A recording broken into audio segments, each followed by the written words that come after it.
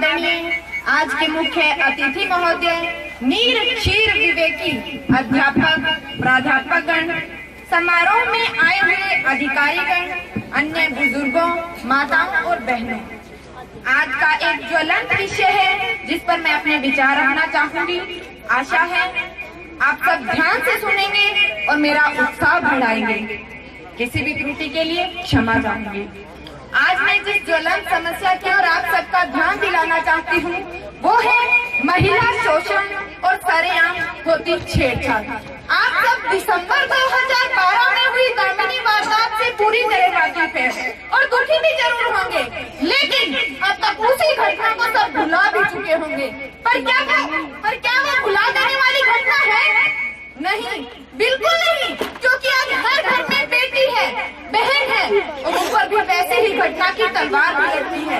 एक बेटी को स्कूल, कॉलेज या कहीं से भी आने में अगर थोड़ी सी देर हो जाए तो हर माँ बाप की चिंता दोगुनी हो जाती है। उनकी आंखों के सामने दामिनी का दृश्य आने लगता है, सांस अटक जाती है। मैं आज सबसे पूछती हूँ, जब ये सब हमारे घरों में होता है, इस दुख का हम सब हिस्सा है, तो ऐसी घटनाएं होती ही क्यों है? ऐसे कार्य करने वाला किसी औरत का बेटा तो किसी का भाई होता है, शायद किसी बेटी का पिता भी। ये एक दामिनी की समस्या नहीं है दोस्तों, बल्कि हर घड़ी हर पल एक नई दामिनी इसका शिकार अवश्य बनती है। कहाँ से हुए हो आप सब?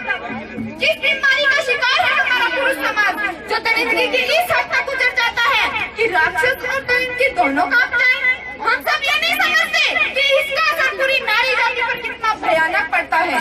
जहाँ समाज में उन्नति की बात होनी चाहिए, वहाँ पिछड़ेपन की बात होती है। जैसे अब लड़कियों को ज्यादा पढ़ाना अच्छा नहीं, कॉलेज में भेजेंगे, जल्दी शादी कर देंगे, ऐसे नहीं रहने देंगे, वैसे नहीं रहने देंगे। आप सब ये क्यों नहीं कहते कि हम अपने बेटों को, अपने भाइयों को ऐसी मानसिकता से बाहर निकालेंगे? देर रात तक घर से बाहर नहीं रहने देंगे, लड़कों को अच्छे संस्कार देंगे, लड़कों को नैतिक बातों का ज्ञान देंगे, लड़कों को नहीं, हम ऐसा नहीं करते। ये कैसा न्याय है हमारा? जो गुनाह करे कोई और, सजा भुगते कोई और।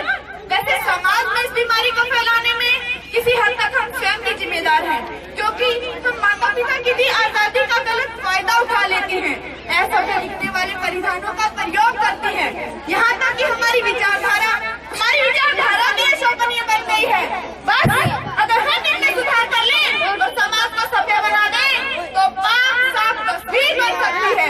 मैं यह भी कहना चाहूंगी कि आप अपनी सोच बदलिए, उन बीमार लोगों को पिंजरे में बंद कर दीजिए, उनका बहिष्कार कर दीजिए, किसी भी औरत को पिंजरे की महिला बनाइए। इन हालातों में मैं कुछ पंक्तियां कहना चाहूंगी।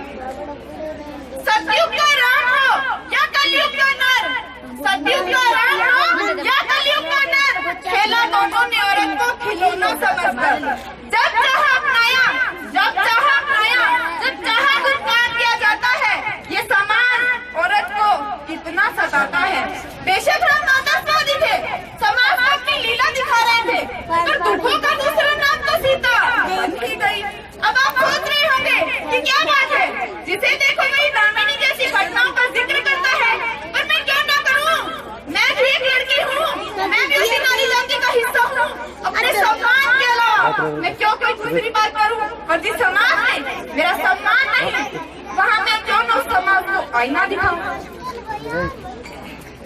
फिर आप ये भी सोचिए, इतना सुधार हुआ है समाज में, कैसी घटनाएं और औरत पर जुल्म सितम कम हुए हैं?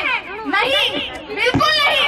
इसलिए सिर्फ और सिर्फ मानसिकता बदलनी होगी, औरत को मजबूत बनना होगा, देश का कानून पुख्ता कड़ा करना होगा, औरत का वो सम्मान लौटाना होगा जिसमें हम दुर्गा और सती सावित्री का रूप देखते रहे हैं।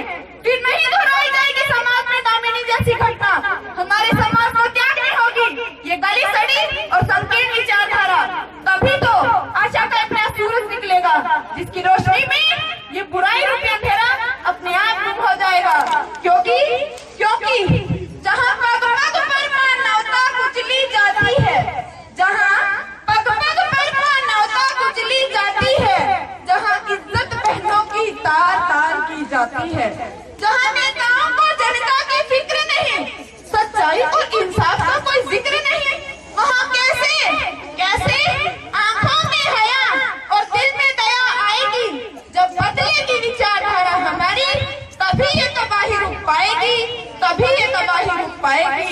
तभी तबाही रुक पाएगी।